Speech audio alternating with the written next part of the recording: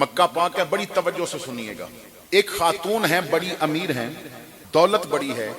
انہیں نہ کچھ عرصے بعد پھر کسی غلام کی ضرورت پڑتی ہے، تو منڈی میں گئیں تو چند غلام دیکھے. ان غلاموں میں ایک چھوٹا سا بچہ بھی تھا، رنگ کالا، چپٹی ناک، شکل اچھی نہیں تھی.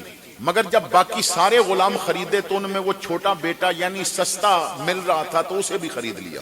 جب گھر لے کے آئیں اور بڑے غلاموں کو مختلف قسم کی ڈیوٹیاں دے دیں تو چھوٹے غلام کو اپنے گھر کے کام کے لیے رکھ لیا.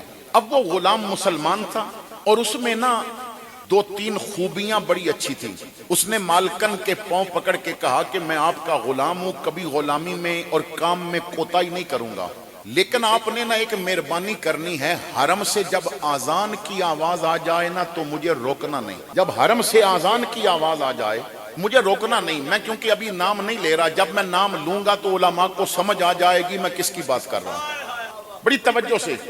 اب وہ وقت پہ جائے نماز پڑھے.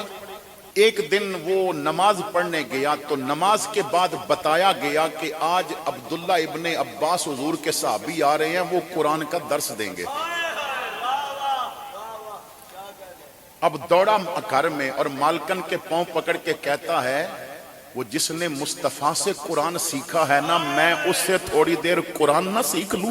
وہ جو قرآن کا پہلا مفسر ہے جسے میرے محمد نے سینے لگا کے کہا اللہ اس کا سینہ قرآن کے لیے کھول دے، آج وہ آیا ہے، میں اس سے قرآن نہ سیکھ لوں؟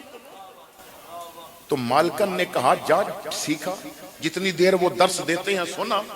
اب وہ وہاں بیٹھ گئے. چند دن گزرے تو نماز پڑھنے گئے تو اعلان ہوا کہ آج علی المرتضی آئے ہیں، شیر خدا آئے ہیں اور وہ حضور کی کچھ احادیث بیان کریں گے.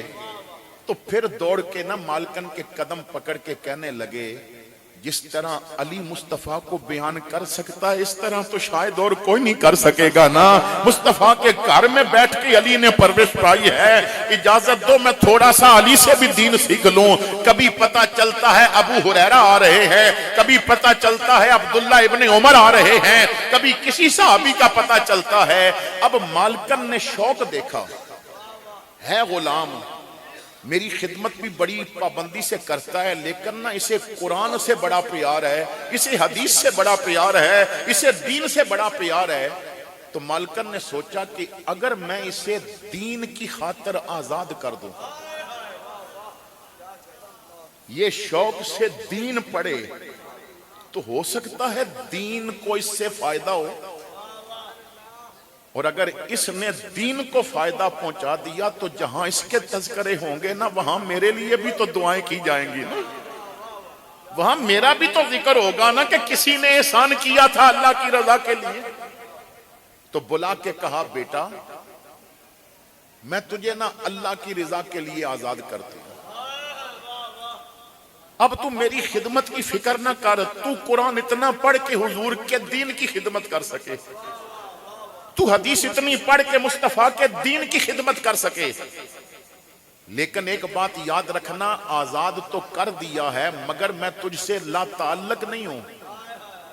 تجھے جب بھی کپڑا ضرورت ہو نا تو میرے پاس آنا، کھانا ضرورت ہو تو میرے پاس آنا، میں تجھے نا ماں بن کے تیرا خیال رکھوں گی اور تو مصطفیٰ کا دین پڑھ. اس نے کہا مالکن صرف ایک بسترا دے دے، 1-2 چادریں دے دے. پھر وہ بسترا اور چادر لے کے سین حرم میں آئے اور سین حرم میں ایک کونے میں اپنا بستر بچھا دیا. پھر تاریخ کہتی ہے 20 سال وہ حرم سے باہر نہیں گیا. 20 سال سوائے قضائے حاجت کے، سوائے ضروری معاملات کے، وہ دن کو بھی حرم میں، رات کو بھی حرم میں. اب اس نے اتنا قرآن پڑھا کہ قرآن سینہ منور کر گیا، حدیث اتنی پڑھی، فقہ اتنی پڑھی کہ پھر حضرت عبداللہ ابن عباس ایک دن مکہ تشریف لائے تو کسی نے مسئلہ پوچھا تو فرمایا لوگو عطا ابن ابی ربا کو میں نے تیار کر دیا ہے، اب مجھ سے نہ پیچھا کرو، اب اس سے پوچھا کرو. अब मुझसे ना पूछा करो, अब इससे पूछा करो, इसलिए कि मेरे सीने में जितना कुरान का इल्म था मैंने इसके सीने में दे दिया है। अब मेरी इंतजार न किया करो, वो आएंगे तो पूछेंगे। मैं तुम्हें तसल्ली दे के जा रहा हूं, ये जो बचा बताएगा समझ लेना वो इब्ने अब्बास ने बता दिया है।